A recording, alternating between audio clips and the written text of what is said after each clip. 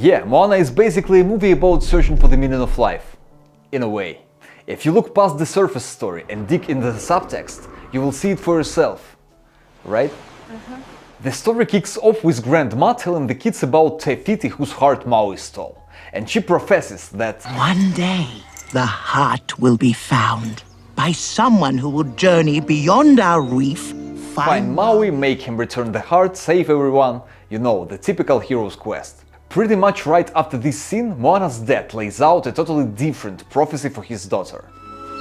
You are the next great chief of our people. And judging by the classic Disney montage, he repeated this to his daughter for years, both in words and in song, from this age all the way to this one. Moana, stay on the ground now. Our people will need a chief, and there you are. And look at that, we are not even 10 minutes into the movie and we are already bumped into its main conflict. Moana is being offered two different versions of meaning in life. Both come as a package deal, like two zipper keys. You can only unpack one option, and all the other settings in your life will depend on that. Either take up the mantle of the chosen one, hop on a boat and go to save the world, or become the tribe's chief and focus on just saving your own people. Moana, that voice inside is who you are. Dad! I was only looking at the boats. I wasn't gonna get on them. For destiny to kick in, you have got to pick who you are. If Moana chooses to become chief of the tribe, her purpose in life becomes providing for her people. And unpacking that zipper key instantly and almost effortlessly fills in a whole set of smaller purposes. What to learn, what to avoid, who your friends are, and of course, who the main enemy is. But if Moana decides to become a voyager, her whole purpose in life turns into returning the heart of Te Fiti, and that flips everything. What she has to learn, what she should avoid, who her friends are, and who her enemies are. Basically, meaning in life is like a bundle deal that comes with your whole self-identity package. And her grandma and her dad are duking it out, each one trying to make sure their idea of meaning comes out on top. Moana's dad appeals to sacred places. This is a sacred place, a place of chiefs. But Grandma isn't backing down. She's got her own sacred places up her sleeve. What is this place? Do you really think our ancestors stayed within the reef? The question of life's meaning for Moana boils down to something else. Who are you meant to be? Honestly, isn't that true for most of us too? Everyone who's seen the movie knows what choice the girl makes. And honestly, it's not that hard to predict. We were voyagers! We were voyagers! We were voyagers! Grandma skillfully seized the moment and lands the final punchline. I was there that day. The ocean chose you. Now she has not just the legend on her side, but the ocean itself, which in the movie is totally a character. Of course, the father stood no chance with his provincial authority. Moana dives into the ocean, and that's where her adventure really begins. I'm not going to recap the whole plot for you. Maui's story, his hook-related psychological baggage, or the showdown with those wild coconut pirates. What really matters is this moment, the one when the spirit of the grandmother comes back and unexpectedly pulls a U-turn. I never should have put so much on your shoulders. If you are ready to go home, I will be with you. This is the point of no return. Moana makes her own choice about who she is without anyone else's pressure. Who am I? And then I know the way.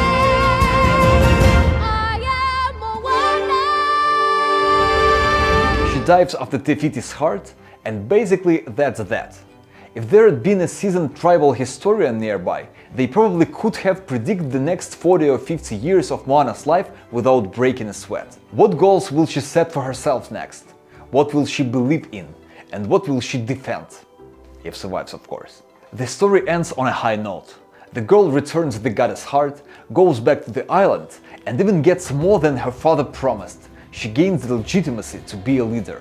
Now she's not just a chosen successor, she is a hero who brought back the Matanui's tribe's historian ideology.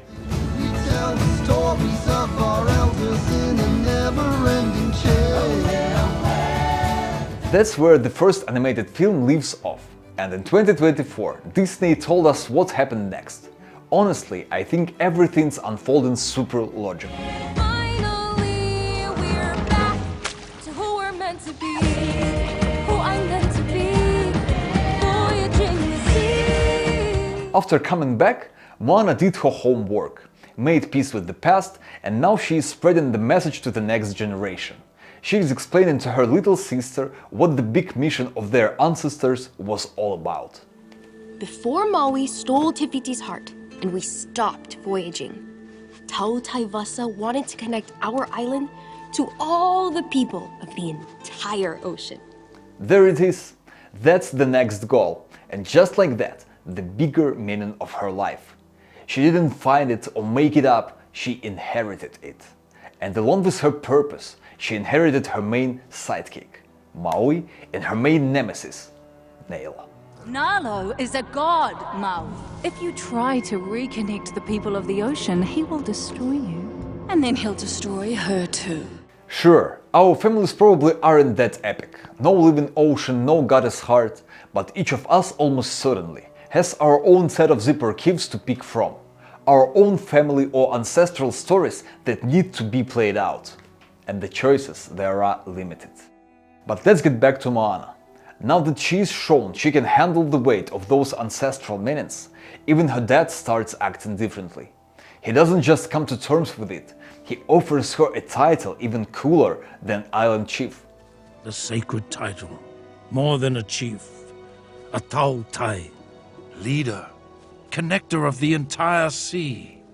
And all this just so that To connect to our past, our present, and the future that lies beyond. May the ancestors continue to guide us. Moana gladly accepts the title, and during the ceremony, yet another mystical event unfolds. She gets struck by lightning, and the ancestors speak to her point blank. That's not exactly how things go in real life, honestly, and thank goodness for that. Returning to Fiti's heart was the beginning. You must brave the storm, reconnect our people, find Motufetu. So there you have it. Millennia of the past get funneled into a young girl, handed her the script for the future. And not just her, it is the whole Motunui tribe. That's how meaning works. It doesn't just pop up out of nowhere. It is this mix of personal tendencies, the perfect timing, and millions of tiny steps our ancestors took before us. Moana seems to understand that perfectly. I know the path that must be chosen. And once she gets it, she starts pulling others into her quest for meaning. And she does it almost effortlessly. So I will sail to this new sky to reconnect the people of the entire ocean. And then I will return home. If the people of Motunui were voyagers, then somewhere in the back of their minds, everyone remembers it. The fathers and grandfathers of almost every tribe member died for the idea of uniting the islands. So if they follow Moana, they get a shot at finishing their own family story. And honestly, that's pretty much how global geopolitics works too. But let's not get into all that in this video. As John Donne would say, no man is an island. Even if you actually live on one. The Motunui tribe runs on shared 𝐸𝐵𝐾𝐿s. And you and your friends and neighbors probably feel the same way. I don't know where our stories will take each of us, but I do know this for sure. The meanings that drive us are stronger than we are, and the stories that guide us don't end with us. That much is certain. We tell the stories of